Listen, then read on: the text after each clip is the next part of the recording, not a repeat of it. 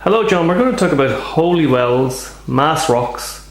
But first, I believe you're going to give us the Our Father in Latin.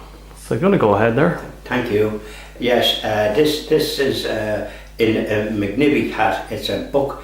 It's a book that comes out every month with every day's mass and the saint in which it's commemorated about, and there's great items in it as well of a nature to sort of help a person to know their Catholic faith a little bit better.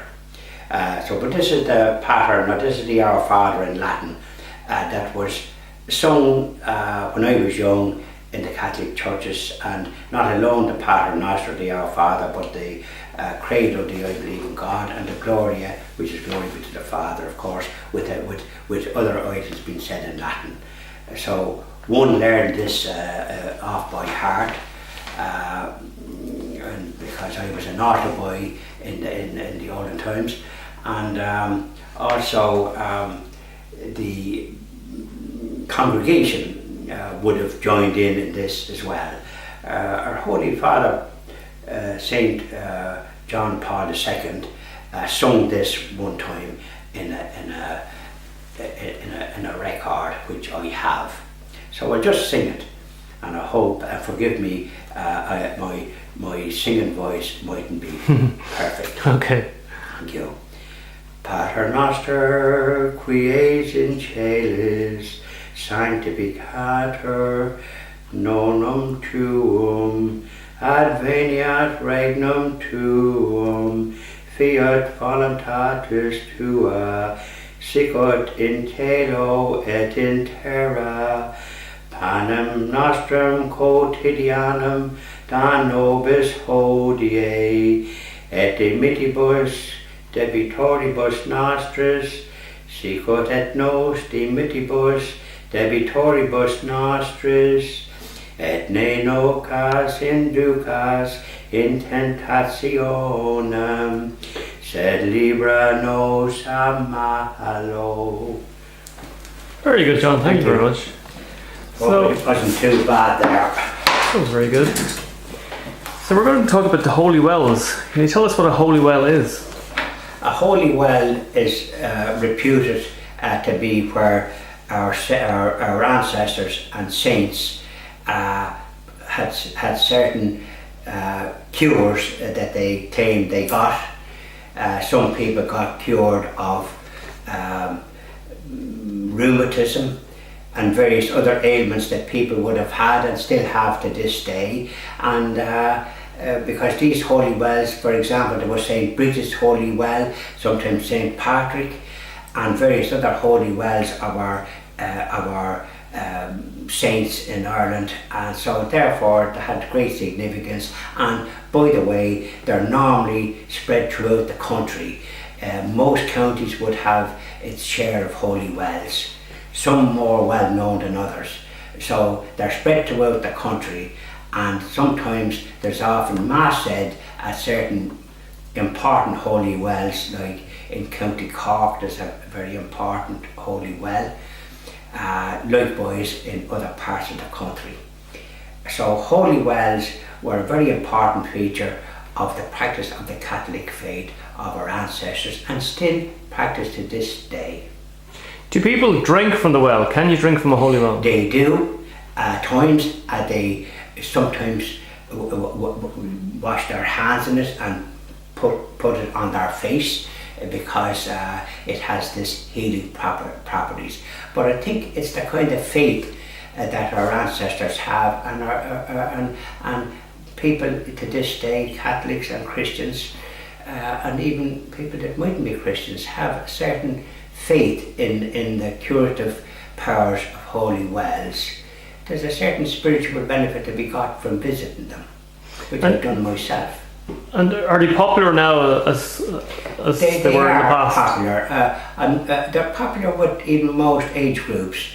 There's obviously some people that don't practice, young people particularly, that don't practice their Catholic faith today, so they might be dismissive of these things because they've gone astray. God help them. How did you feel when you visited the Holy Well? Well, because you're doing something that our ancestors did, there's benefits to be got from it. You are putting yourself out. You are practicing your faith in a different way, and it does definitely give you benefits that stays with you the rest of the day. It's like if you do anything kind of good, you benefit from it. Would you describe it as a spiritual experience? I would. Anything of that calibre is a spiritual experience that you put yourself out to follow in the footsteps of your ancestors. What is a Mass rock? Mass rocks are in every part of Ireland and every parish, I would venture to say. Now, they were there because the Catholics during the penal times, which was for a few hundred years, imposed by the malign British rule that was in the country, where people could not practice their Catholic faith in this country, and not alone in this country, but throughout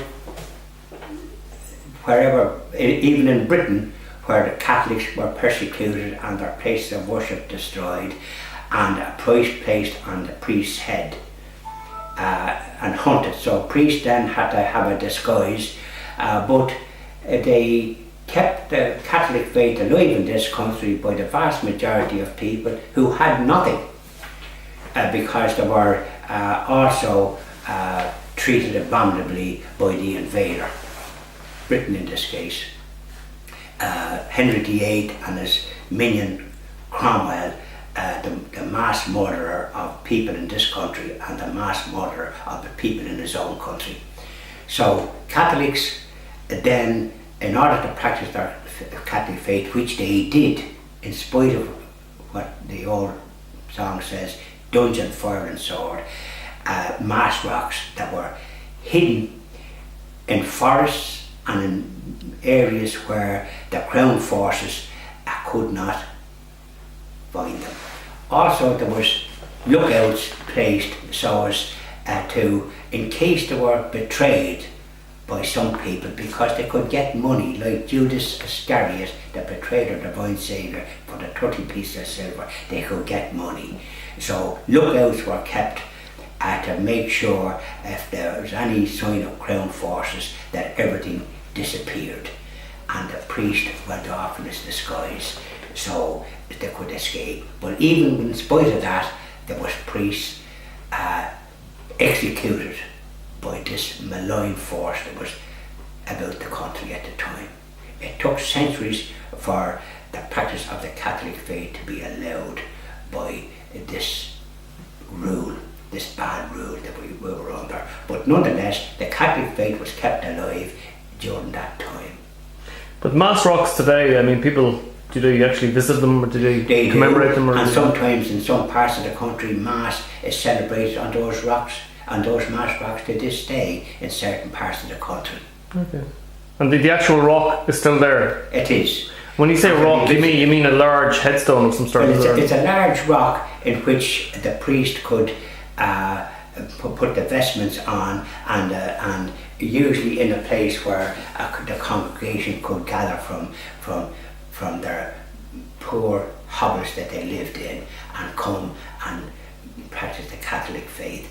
I mentioned Ballintubber Abbey. Even though it was sacked by the infamous Cromwell, Mass was celebrated there because the altar still stood. There was no roof on the church. I'm glad to say that has been rectified, and now Ballintubber Abbey is a proud reminder to the Catholics of Ireland that Mass has been celebrated in that church for 800 years without a break, even though priests were harried and persecuted and hunted. Thank you, John, for giving us the Our Father in Latin, and for discussing the Holy Wells and Mass rocks. Thank you. I enjoyed our little talk about these matters. Excellent.